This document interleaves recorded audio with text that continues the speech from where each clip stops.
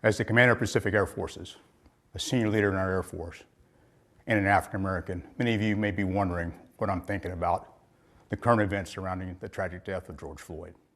I'm thinking about how full I am with emotion, not just for George Floyd, but the many African Americans that have suffered the same fate as George Floyd. And thinking about a history of racial issues and my own experiences that didn't always sing of liberty and equality.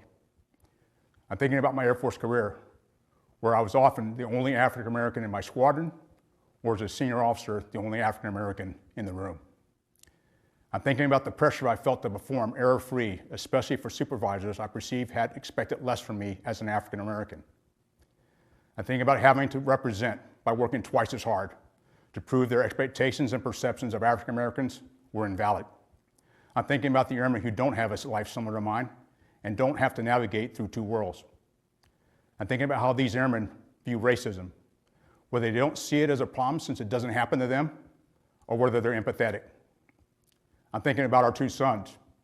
Now we had to prepare them to live in two worlds. Finally, I'm thinking about my historic nomination to be the first African American to serve as the Air Force Chief of Staff. I'm thinking about the African Americans that went before me to make this opportunity possible.